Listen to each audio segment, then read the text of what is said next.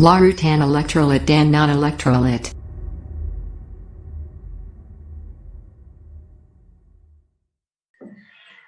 Baiklah, Assalamualaikum warahmatullahi wabarakatuh. Apa kabar semuanya anak-anak? Sehat? Alhamdulillah. Tetap jaga kesehatan ya. Baik, di sini kita akan belajar tentang larutan elektrolit dan konsep redoks. Di mana kompetensi dasar yang akan kita pelajari yaitu 6.1 larutan elektrolit dan non-elektrolit. Yang kedua adalah 6.2 reaksi redoks. Jadi,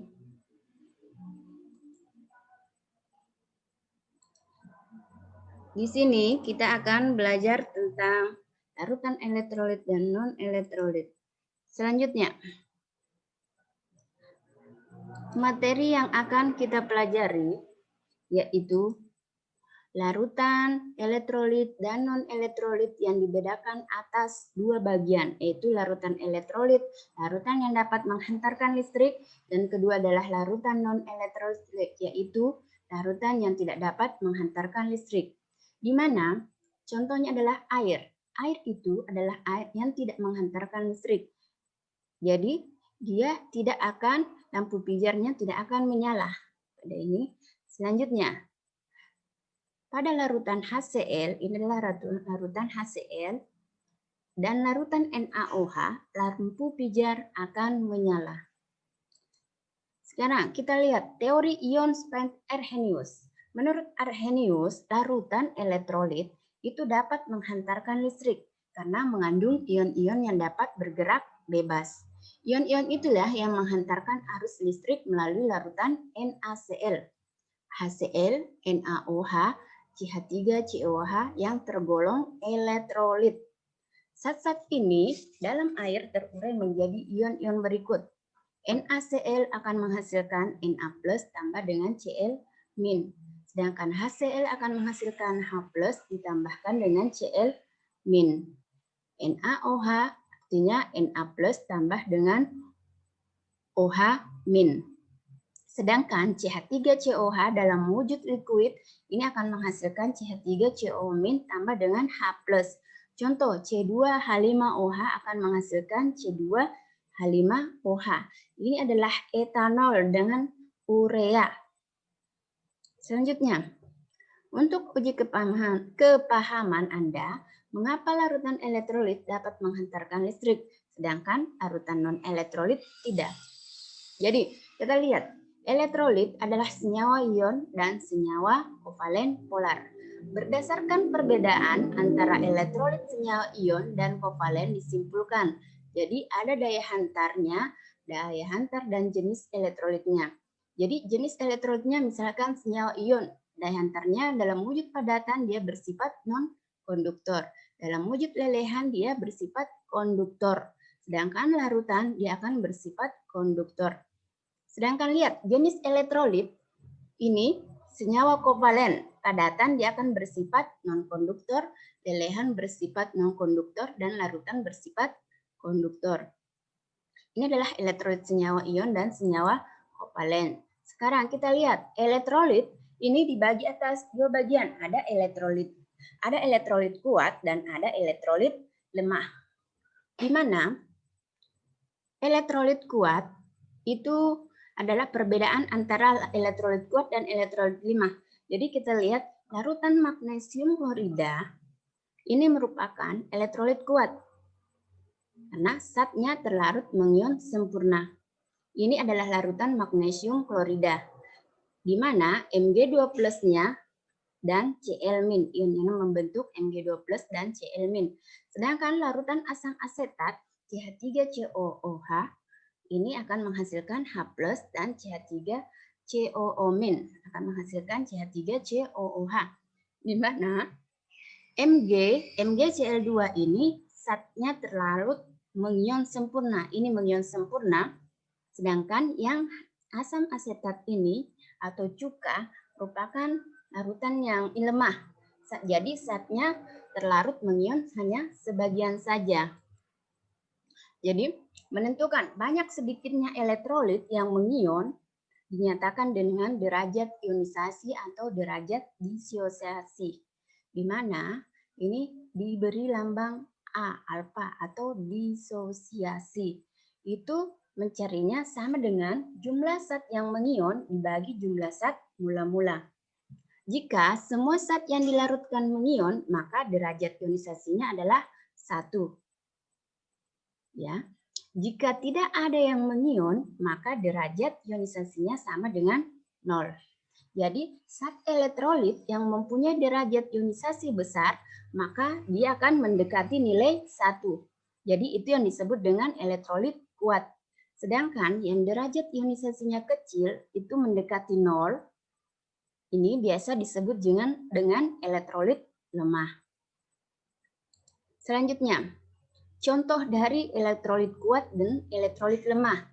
Jadi, lihat larutan garam atau NaCl itu adalah salah satu dari contoh dari elektrolit kuat. Ada asam sulfat H2SO4, HCl, dan natrium hidroksida. Ini adalah contoh dari elektrolit kuat. Sedangkan elektrolit lemah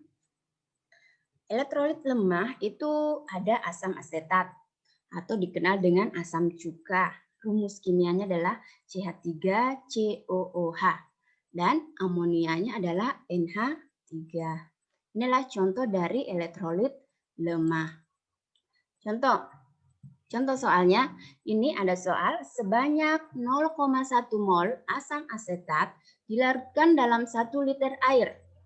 Jika 0,01 mol asam itu mengion, maka derajat ionisasinya adalah, ini cara mencari derajat ionisasinya adalah jumlah zat yang mengion dibagi jumlah zat mula-mula, di mana jumlah zat yang mengionnya ini adalah 0,001. Ini 0,1 adalah jumlah zat yang mengion dibagi dengan jumlah zat mula-mula. Jumlah zat mula-mula adalah 0,1 mol.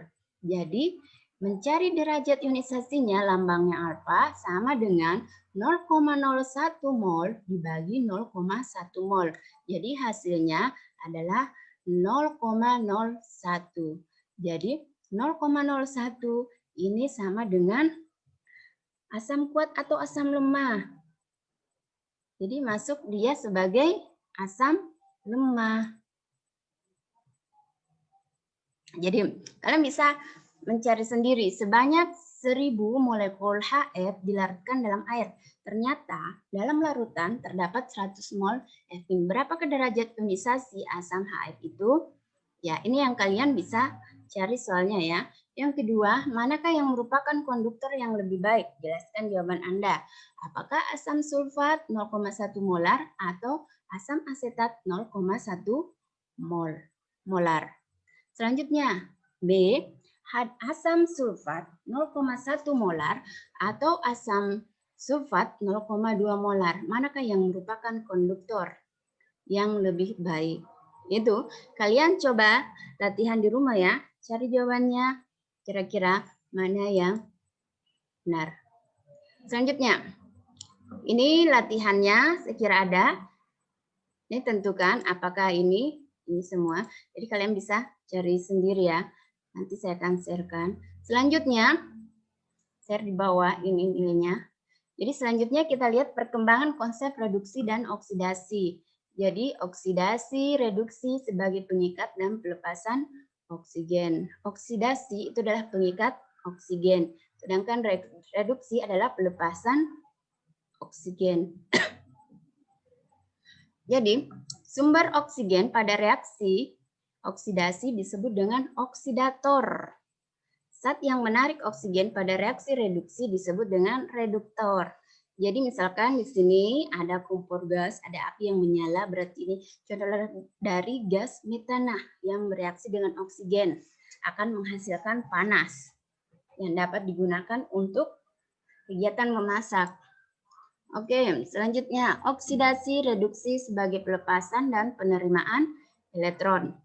Oksidasi itu adalah pelepasan elektron, reduksi adalah penyerapan elektron. Oksidator adalah menangkap elektron, dan mengalami reduksi. Sedangkan reduktor itu adalah melepas elektron dan mengalami oksidasi. Kita lihat contohnya di sini. Kalsium ditambahkan dengan belerang akan menghasilkan Ca2+ tambah dengan S2-. di mana kalsium ini bersifat sebagai reduktor. Reduktor berarti dia dah melepaskan elektronnya atau mengalami oksidasi. Sedangkan hasil oksidasinya adalah Ca2+. Jadi dari reduktor, dari Ca ke Ca2+ itu adalah mengalami oksidasi. Jadi adalah CO, oksidasi itu adalah melepaskan elektronnya. Sedangkan dari S berubah menjadi S2- ini akan mengalami reduksi. Jadi reduktornya Ca itu bersifat reduktor, S-nya sebagai oksidator, Ca2+ hasil oksidasi, dan S2- itu adalah hasil reduksi.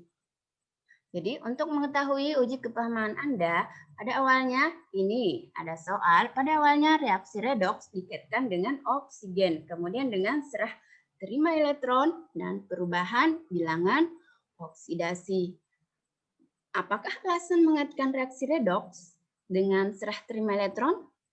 Perubahan bilangan oksidasi? Ya, inilah contoh-contohnya. Nyatakan apakah proses berikut tergolong oksidasi, reduksi, atau redoks. Saya kira bisa kalian ini ya kerjakan. Selanjutnya kita lihat oksidasi, reduksi sebagai penambahan dan penurunan bilangan oksidasi.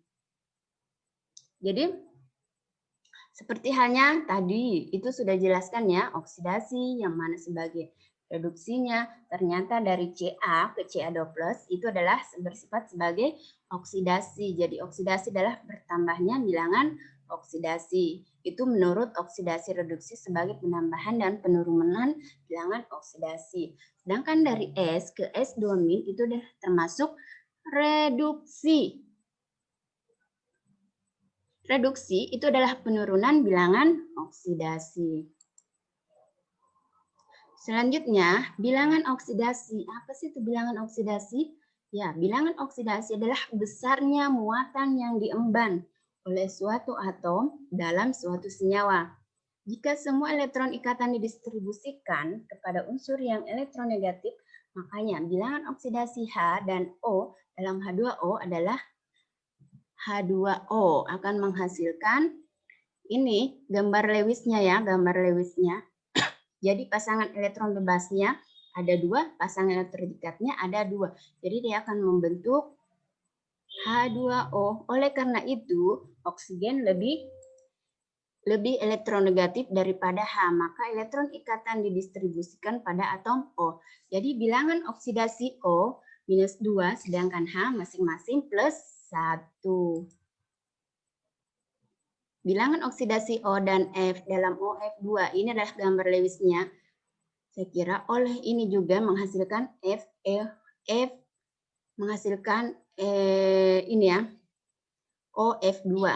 Oleh karena itu, F lebih elektronegatif daripada O, maka elektron ikatan didistribusikan pada atom F. Jadi bilangan oksidasi F ini sama dengan -1 dan oksigen adalah +2.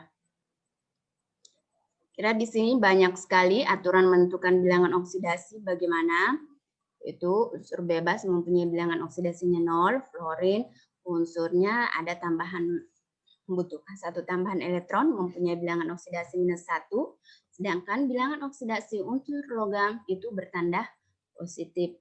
Bilangan oksidasi unsur ion tunggal sama dengan muatannya. Bilangan oksidasi H umumnya +1, bilangan oksidasinya biasa -1 juga.